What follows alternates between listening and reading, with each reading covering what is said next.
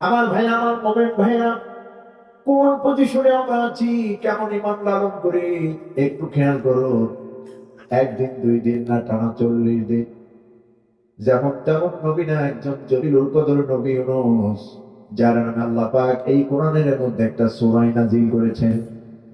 সেই ইউনূস আলাইহিস সালামকে রাখলেন মাছের পেটে। আচ্ছা, আপনারা বলুন তো, মাছ যত বড়ই হোক, মাছ তো মাছই, ঠিক না? যত বড়ই মাছ হোক, সেটা তো মাছ। সেই মাছের পেটের মধ্যে একটা মানুষ, তাও একজন নবী, টানা 40 দিন। আল্লাহ রাব্বুল আলামিন নদীতে ফেলে দিলেন ইউনূস আলাইহিস সালামকে। ইমানের দ্বার, ইমানের প্রবেশ পথ তার জন্য মুক্ত করে দিলেন। নদীতে ফেলে দিয়েছেন যিনি, ওই আল্লাহ পাকই আবার সমুদ্রের অতল তলদেশ থেকে মাছ নির্বাচন করলেন। বললেন, মাছ রে, আমার পয়গম্বর ইউনূস রে গ্রহণ কর, তোর পেটে জায়গা দে। খবরদার, হজম করা তো দূরের কথা, সামান্য বেয়াদবি আর গোশতাকি যেন না হয়। তুই মাছ, তোর পেটটাকে মানুষের জন্য মসজিদ বানায় দিলাম। তোর পেটের ভেতরে আমার পয়গম্বর ইউনূস আমারে রুকু করবে, সিজদা দিবে, আমার নামের তাসবিহ করবে। এবার খুলনার ফুলতলার ভাইরা জবান খুলে বলুন তো, মাছ কার হুকুম মানতেছে? ইউনূসকে পেটের মধ্যে গ্রহণ করলেন, বেয়াদবি তো করলেন না, হযম তো প্রশ্নে আসে না। টানা 40 দিন থাকলেন মাছের পেটে ইউনূস আলাইহিস সালাম। ঘোর অন্ধকার, 3 কেসের অন্ধকার, অমাবস্যার অন্ধকার, রাতের অন্ধকার, পানির নিচের পেটে মাছের পেটের অন্ধকার। এত বেশি অন্ধকারের সম্মুখীন হয়ে গেলে ইউনূস আলাইহিস সালাম নিজের দেহটা পর্যন্ত নিজে দেখতে পায় না। সেখানে তিনি শুনতে পাচ্ছেন পানির নিচে গুন গুন গুন গুন করে আওয়াজ। এগুলি কোনো আওয়াজ না, এগুলি হলো জিকির। কার নামে? সবাই বলুন, কার নামে? ইউনূস আলাইহিস সালাম বুঝতে পেরেছেন এগুলি গুনগুন নয়। এই সমুদ্রের অতল তলদেশে ছোট বড় প্রাণীগুলি যে গুনগুন আওয়াজ দিতেছে, এগুলি কোনো গুনগুন আওয়াজ নয়, এগুলি আল্লাহর নামের জিকির। হযরত মুসা আলাইহিস সালাম আর দেরি করলেন না, ওই মাছের পেটের ভেতরে তিনি আল্লাহর নামের জিকির শুরু করে দিলেন। 40 দিনে এই জিকির 24,000 বার করেছেন। আল্লাহ রাব্বুল আলামিনের কাছে ইউনূস আলাইহিস সালামের এই জিকির, এই তাসবিহ এত পছন্দের হয়েছে, আল্লাহ পাক কিয়ামত পর্যন্ত কোরআনে কারীমে ইউনূসের এই জিকির আয়াত বানিয়ে দিয়েছেন। হযরত মুসা আলাইহিস সালাম বললেন, লা ইলাহা ইল্লা আনতা সুবহানাকা ইন্নী কুনতু মিনাজ জালিমিন। পড়ুন সবাই আমার সঙ্গে, লা ইলাহা ইল্লা আনতা সুবহানাকা ইন্নী কুনতু মিনাজ জালিমিন। হযরত মুসা আলাইহিস সালাম এই তাসবিহ বললেন আল্লাহর নামে 40 দিনে 24,000 বার। আল্লাহর কাছে এত পছন্দের হলো, আল্লাহ পৃথিবীর মানুষকে জানায় দিলেন, মানুষেরা, আমার ইউনূস যে সমুদ্রের মধ্যে মাছের পেটে বসে ডাক দিয়েছে, আমার ইউনূসের ডাক পৃথিবীর কোন বান্দার কানে যায় নাই। সমুদ্রের অতল তলদেশে মাছের পেটের ভেতরে আমার ইউনূস ডেকেছে।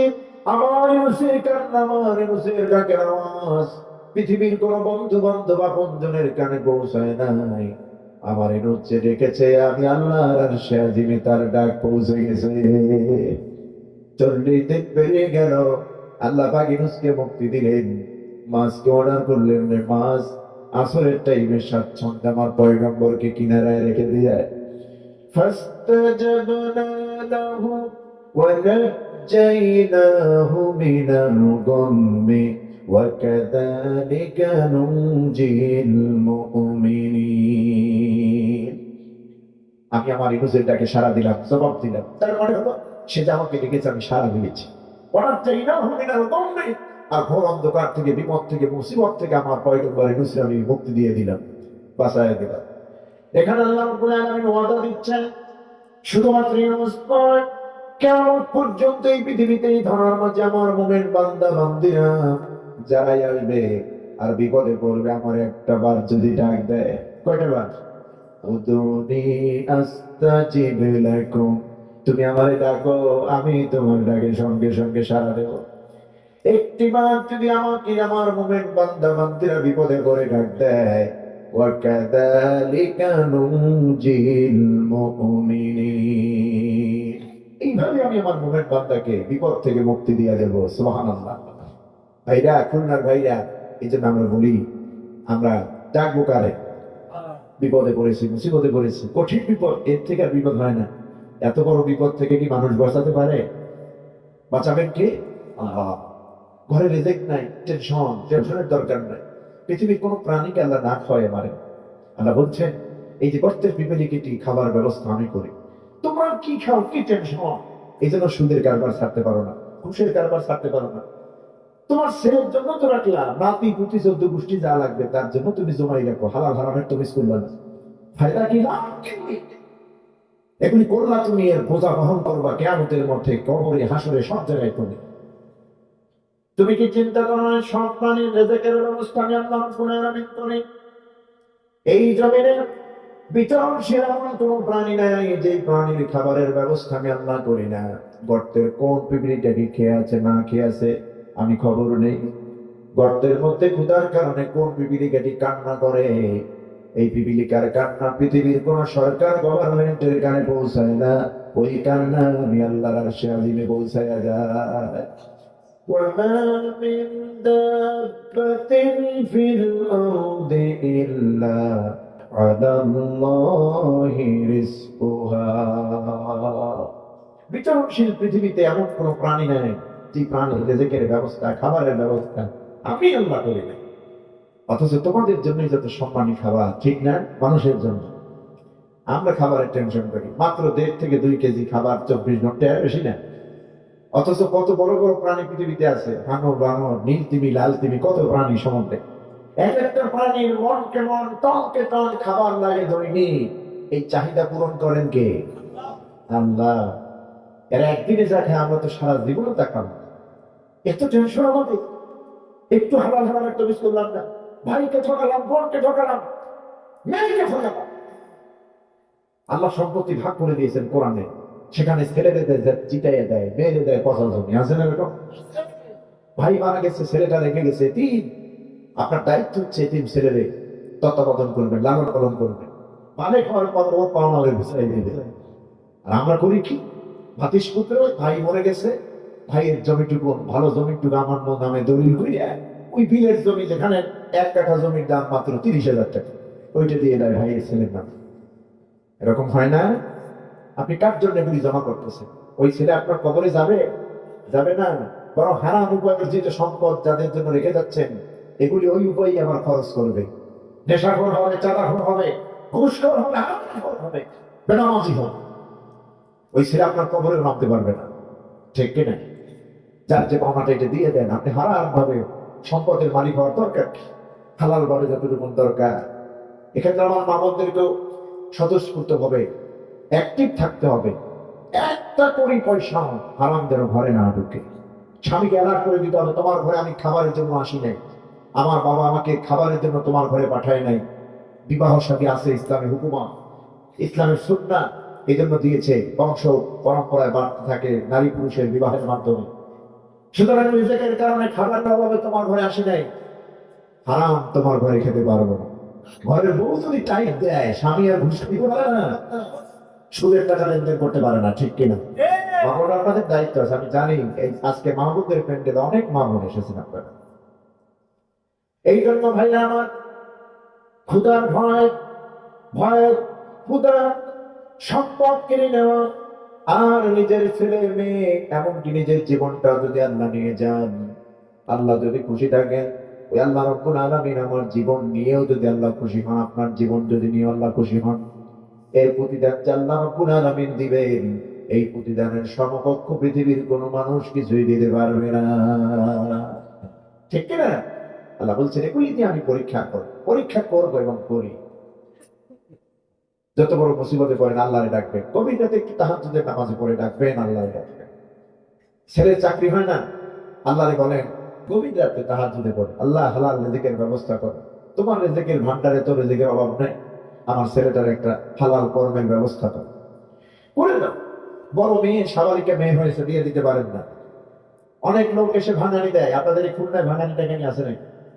বিয়ে ভেঙে দেয়, আছে, দুশ্চরিত্রের লম্পট সব জায়গায় থাকে। কথা বুঝতে আমাদের বরিশাল অনেক আছে, মোটে ভালোই চায় না, সবসময় প্রস্তুত থাকে পাত্রপক্ষ কোথা থেকে আসলো। দেখে নতুন লোক যাই জিজ্ঞেস করে নিয়ে আসছেন কোথেকে, অমুক জায়গাতে, কোথায় যাবেন, অমুক বাড়ি, মেয়ে বিয়ে করবেন। হ্যাঁ, আহারে কি করতেছেন, এই মেয়ে এর থেকে খারাপ তো আর কেউ নেই, 7 দিন বাড়ি ছিল না, নিজের মেয়েদের 3 মাস ঘরে নেই, এরকম আছে না? আচ্ছা, যারা বিবাহ ভেঙে দেয় ছেলে মেয়ে, এর থেকে দুশ্চরিত্রের লোক আর সমাজে নেই। প্রত্যেকটা মোমেনের দায়িত্ব হলো সাবালিকা মেয়ে, সাবালক ছেলে প্রাপ্তবয়স্ক হলে তাদের বিয়ের আঞ্জাম দিয়ে দেওয়া, সেখানে বিয়ে ভেঙে দেয়।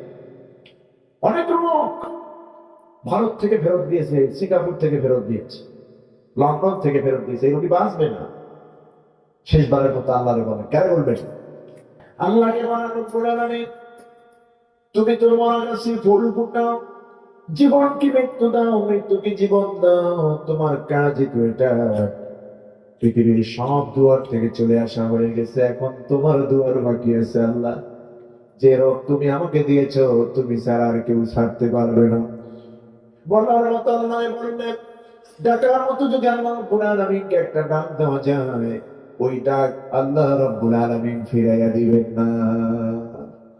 আমরা আমরা বড় হতাশ জাতি, একটু যদি টাইফয়েড হয় আল্লাহরে গালি দেয়, নামাজ পড়ি, রোজা রাখি, দান সদকা দেই, মাহফিলে জান্নাত দেই, আল্লাহ মনে মানুষকে সুফি দেখে না, সব বিপদ আমার উপর।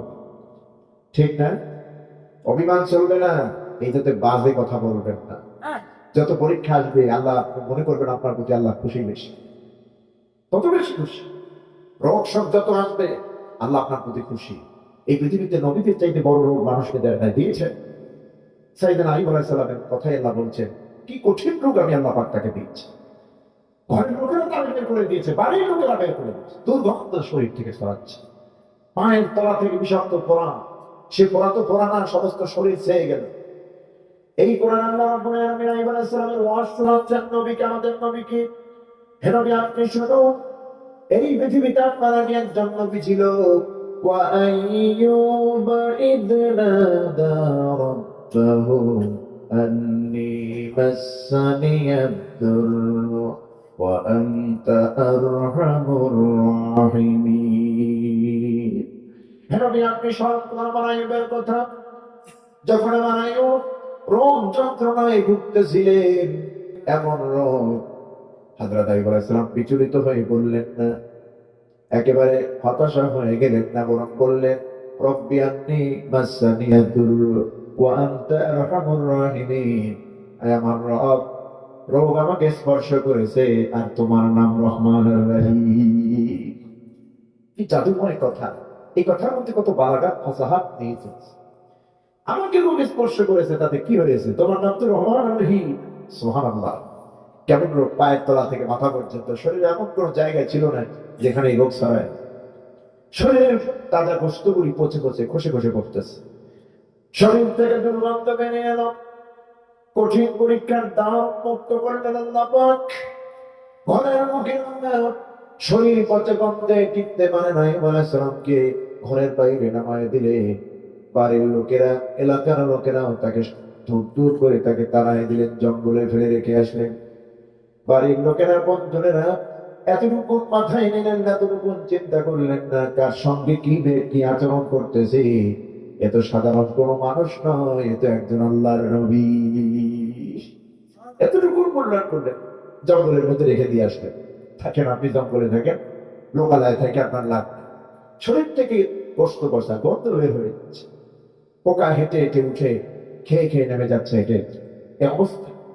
জঙ্গলের মধ্যে চলে গেলে রেখে দিয়ে আসলেন তার জাতিরা, পরিবারের লোকেরা, সঙ্গে কেউ নেই। একজন মহিষী নারী, তার স্ত্রী, নাম কি? বিবি রাহিমা। বিবি রাহিমা তার সঙ্গে চলে গেল জঙ্গলের মধ্যে, আর কেউ নাই সঙ্গে। আমার মা বোনদেরকে বললো, মা বোনেরা, আপনাদের পেটে আমাদের জন্ম হয়েছে। এই পৃথিবীতে নবীজি বলেছেন, দুনিয়ার সব কিছুই তো সম্পদ, এর মধ্যে সর্বশ্রেষ্ঠ সম্পদ হলো সতী সাধ্বী নারী। আপনারা সবচেয়ে বড় নিয়ামত সম্পদ। আপনাদের পেটি তো আমরা জন্ম নিয়েছি, আব্দুল কাদের জিলানী জন্ম নিয়েছে, আল্লামা সাঈদী জন্ম নিয়েছে, ঠিক কিনা? কোরআনের হাফেজরা জন্ম নিচ্ছে আপনাদের পেটে। আপনারা তো শ্রেষ্ঠ সম্পদ পৃথিবীর। আপনাদেরকে বলবো, দেখুন স্বামীর খেদমত কেমনি করা লাগে, স্বামী আনুগত্য কেমনি করতে হয়। মা বোনদের জন্য তো একটু ওয়াজ করাই লাগে, লাগে না? অনেক মা বোন এসেছে। হযরত বিবি রহিমা বলেছেন, প্রাণের স্বামীরা, এই পৃথিবীতে আপনাকে সবাই ফিরে রেখে যেতে পারে জঙ্গলের ভেতরে, আমি আপনাকে ছেড়ে দিতে পারি না। কারণ একদিকে আপনি আমার স্বামী, আর একদিকে আল্লাহর নবী। আর আপনারা চিনতে পারে নাই, এই জন্য অবমূল্যায়ন করেছে, জঙ্গলে ফেলে রেখেছে। ফুলতলার ভাইরা, জবান খুলে বলুন তো, জঙ্গলের মধ্যে কি কোনো মানুষ খেয়াল রাখে নাকি? মানুষ তো জঙ্গলে থাকে না। জঙ্গলে তো হিংস্র প্রাণীরা, বাঘেরা, সিংহরা, ভাল্লুকেরা, সাপেরা, এইসব প্রাণী তো জঙ্গলের মধ্যে থাকে। সেখানে একজন নবীকে রেখে আসলো ওরা।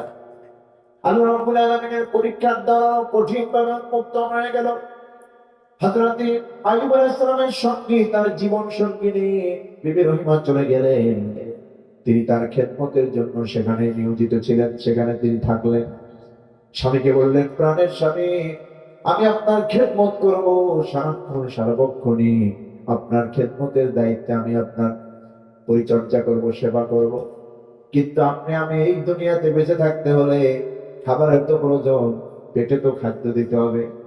যেই জাতি, যেই উম্মতেরা আপনাকে এতটা অবহেলা করে জঙ্গলে ফেলে রেখেছেন, আপনি তাদের থেকে আশা করবেন না ওই লোকেরা একবেলা খাবার পার্সেল করে টিফিন বক্সে করে আপনার জঙ্গলে দিয়ে যাবে। এটা আশা করবেন, এটা দিবে না কেউ। কাজেই খেয়ে বেঁচে থাকলে তো খাওয়া লাগবে। আপনি আমাকে পারমিশন দেন, সারাক্ষণ তো আপনার পাশেই থাকবো, সেবা শুশ্রূষা করবো।